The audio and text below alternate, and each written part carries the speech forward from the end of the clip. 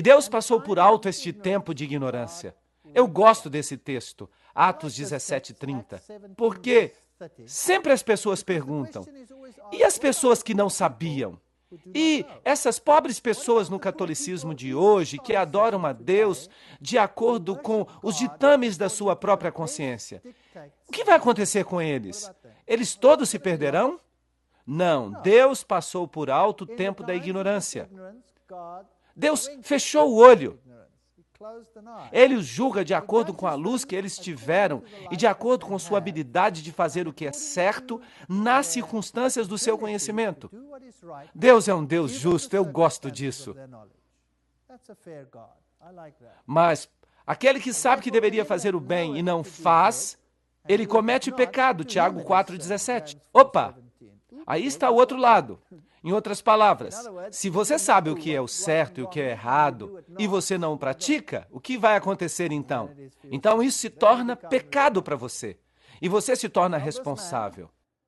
Bem, isso significa que Constantino foi ele que escreveu as primeiras leis contrárias às leis de Deus, e todos aqueles que não estavam desejosos no princípio do cristianismo de obedecer, mas eles o venceram pelo sangue do Cordeiro e pela palavra do seu testemunho. E eles não preferiram a vida à morte. Apocalipse 12:11. Então, estas pessoas perseguidas sofreram este ataque tremendo do dragão. De modo que o cristianismo primitivo era baseado total e completamente na palavra de Deus. Eles criam que eles eram justificados livremente por sua graça através da redenção que há em Cristo Jesus, Romanos 3:24. Não há nada que eu possa fazer para ganhar pontos com Deus. Nada. Todas as boas obras que eu tenho são uma consequência da sua graça salvadora. Eu não posso comprar o meu lugar no céu. Eu não posso colocar dinheiro na caixa e ter os meus pecados perdoados. Certo? Eu simplesmente não posso fazer isso. Mas é isso que a igreja na Idade Média ensinava. O sistema divino é totalmente o contrário. É a autoridade de Deus, é a palavra de Deus, o amor de Deus, a lei de Deus, os ensinamentos de Deus. Agora, o que Robert Schuller fala sobre isso? Ele diz, não, nós entendemos errado. Devemos nos mover para longe desta ideia de que a religião tem a Deus por base. O que ela deveria ser? Ela deveria ter o homem por base. Nós, então, não voltamos para o sistema de Babilônia, sim ou não? Ele está ensinando a religião de Babilônia. Isso tudo é parte de Babilônia. E o seu ensinamento é também. Então, dois sistemas bem diferentes de religião colidem. E a mulher se vestia com púrpura e escarlate, e se ataviava com ouro e pedras preciosas e pérolas, e tinha uma taça de ouro na sua mão, cheia das abominações e da imundície de sua fornicação. Temos uma palestra inteira sobre isso. Eu não vou repetir, mas é isso que significa este sistema. Apocalipse 17:1-2. Vinde, e eu vos mostrarei o juízo da grande prostituta que se senta sobre muitas águas, com quem os reis da terra. E infelizmente nós vimos isso quando nós fizemos aquela palestra sobre as Nações Unidas e a nova ordem mundial. Cometeram fornicação, e os habitantes da terra beberam do vinho da sua fornicação. E o mundo inteiro crê nessas doutrinas estranhas que não são sequer bíblicas. O cristianismo se tornou popular, e daí? Bem, ele se tornou a religião da maioria, e agora ele é tão pagão quanto eles eram antes. O erro e a corrupção entrou na igreja como um dilúvio. O Apocalipse previu que milhares seriam enganados com falsos ensinamentos da antiga Babilônia que entrariam na igreja. Por quê? Efésios 6:12 diz, pois não contendemos contra o sangue e a carne, mas contra as potestades, contra os poderes, contra os governos das trevas deste mundo, contra a impiedade espiritual nos lugares altos.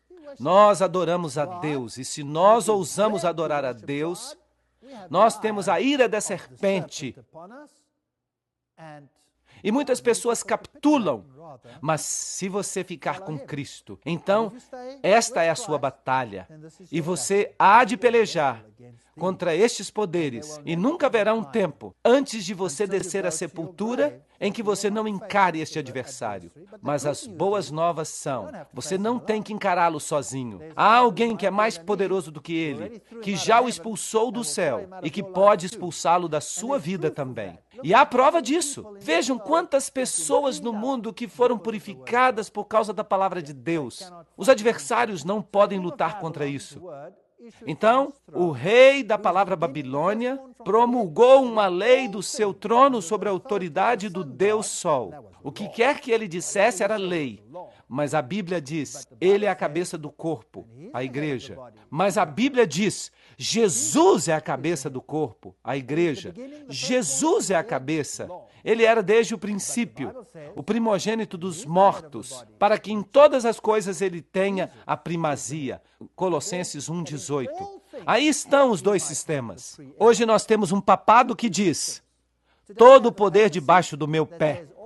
E nós temos o cristianismo, o verdadeiro cristianismo, que diz todo o poder sob os pés de Jesus. E os dois nunca se encontram, a não ser em oposição. Haverá um conflito e a história se repetirá.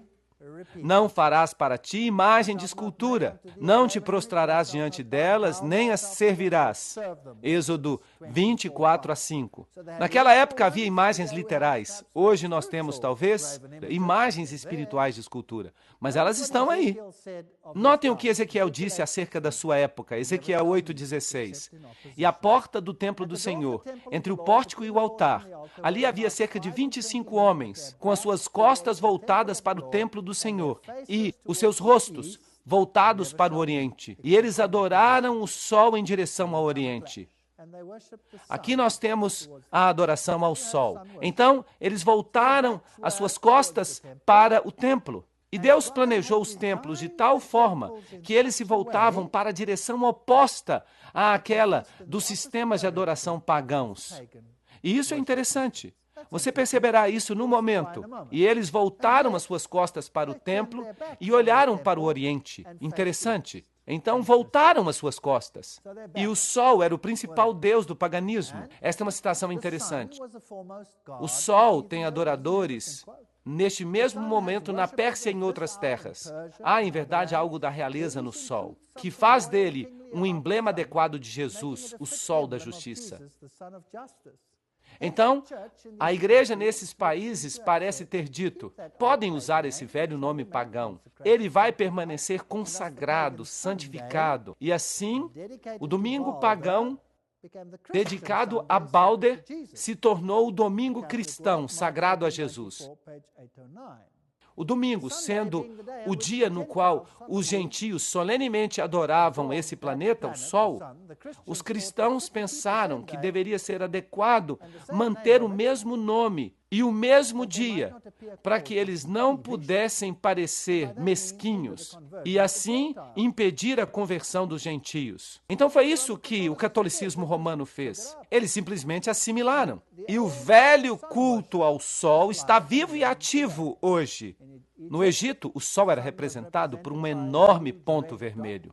Nós vamos falar sobre esse ponto vermelho mais tarde. E você vai ficar surpreso onde é que ele pode ser encontrado no mundo hoje. E é claro, havia também o nascimento do Deus Sol. Aqui nós temos a deusa Nut, dando à luz o sol. O templo de Hathor, ali ela consome o sol e dá a luz ao sol, ele renasce. E aqui temos a mesma coisa no sistema egípcio, o sol nascendo, então ela dá a luz e o sol nasce. O mesmo na religião asteca, no México, o Deus Sol nascendo de uma mulher. E aqui você tem os reis do Ceilão, Sri Lanka. Aqui você tem o sol como parte do sistema de adoração. O trono dos faraós tinha o sol nele, e o trono romano tinha o disco solar nele. Então são todos sistemas de adoração do sol do paganismo. Se você gosta de egiptologia, você vai encontrar o disco vermelho em chifres. E você vai ver leões sustentando o disco solar no horizonte. Isso era parte da religião egípcia. Então vamos olhar os nomes dos dias em inglês. Monday era o dia da lua, com a assimilação dos deuses pagãos, escandinavos e anglo-saxões. Tyr, um dos deuses mais velhos da mitologia norueguesa, passou a se identificar com Marte. E por isso nós temos Tisdag, ou Tuesday, terça-feira. Wednesday, quarta-feira, vem de Woden, também conhecido como Odin. E Thor, o deus do trovão dos primeiros povos germânicos, é sinônimo de Thursday, quinta-feira, relacionado com o deus romano Júpiter, enquanto Friday, sexta-feira, recebe o nome de Frigg, a esposa de Odin e a mãe de outro deus pagão, Balder. Aí estão esses nomes. O dia de Saturno é Saturday, sábado, que é seguido por Sunday, domingo, dia de descanso e recreação, que é observado hoje. O Sol no Mito e na Arte, um livro publicado pela Unesco. Então, eles estão nos dizendo que todo o nosso sistema, toda a nossa cultura, tem por base a adoração pagã do Sol. Vejam o Giovannini, ele tinha o sol bem ali e os símbolos que o papado usa hoje, os símbolos maçônicos, vão além daquilo que pode ser mencionado. Há toda uma palestra em outra série que é chamada O Vinho de Babilônia. Se você quiser ver todo o simbolismo no catolicismo que lida com a adoração do sol. Isis, Horus, Set, o emblema da ordem jesuíta significa Isis, Horus, Set, a trindade egípcia.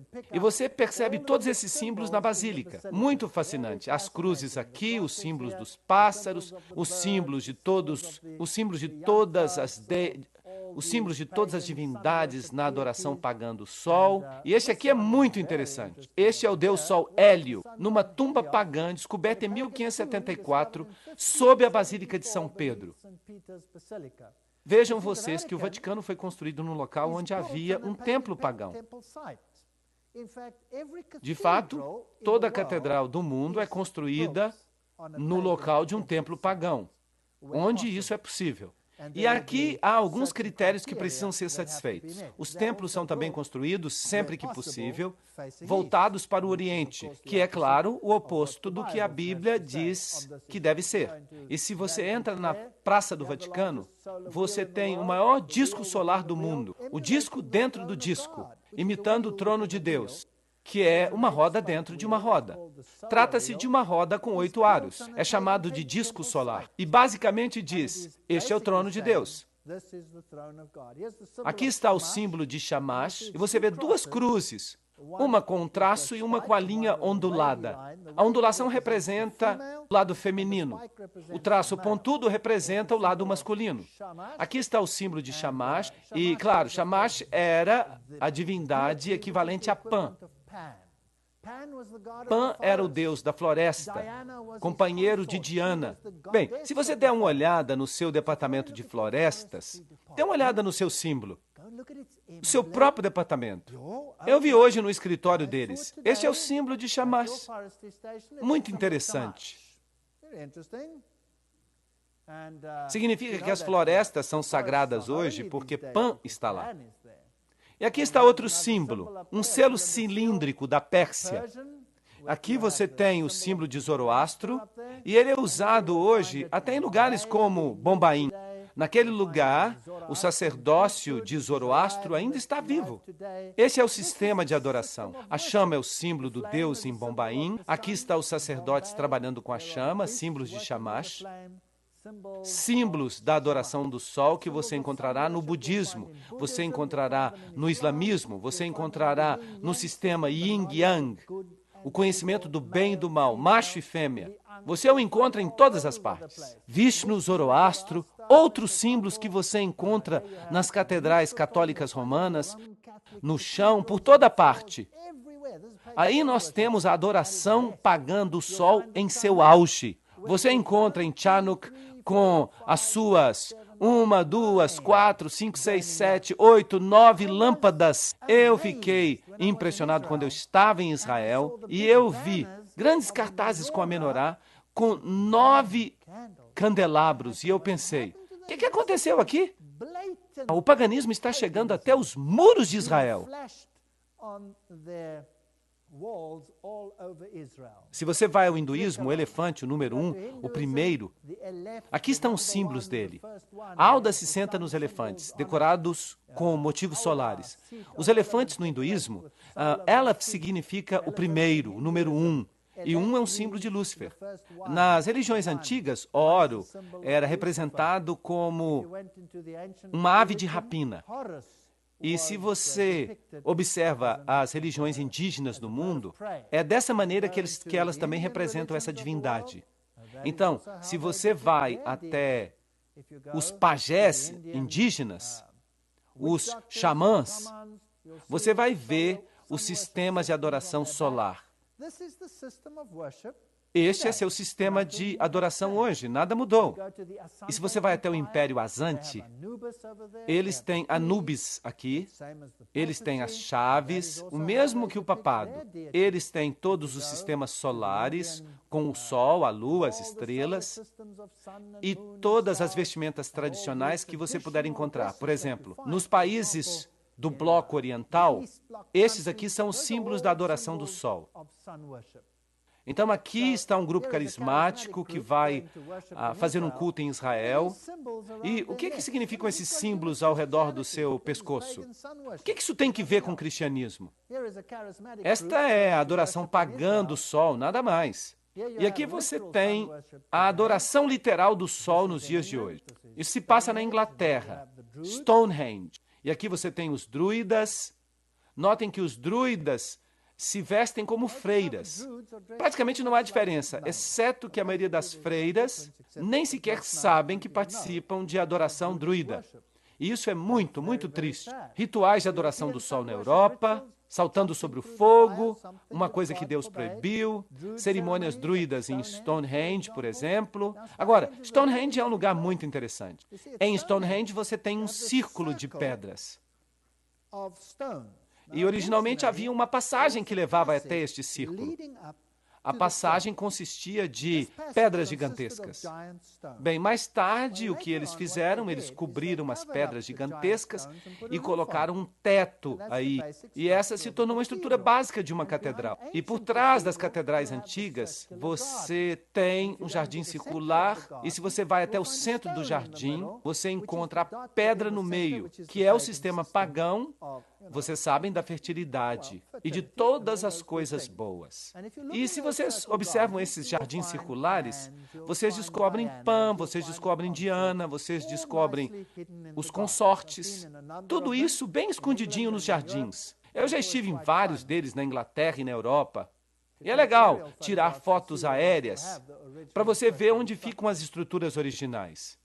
Então, hoje, quando você vai a uma catedral, você tem esta longa passagem e você tem o círculo, pelo menos como uma janela, que é conhecida como janela solar, e as pilastras gigantes que separam as câmeras laterais representam a mesma coisa que as pedras de Stonehenge. É também interessante que os grandes lugares de adoração do Sol hoje em dia, eles se localizam no que a gente poderia chamar de linhas. Então, se você pega uma linha e estica essa linha de Stonehenge, ela passaria por Paris, por Roma, pelas pirâmides, por Meca, tudo numa linha reta. Todos os principais lugares de adoração do Sol. É uma história fascinante.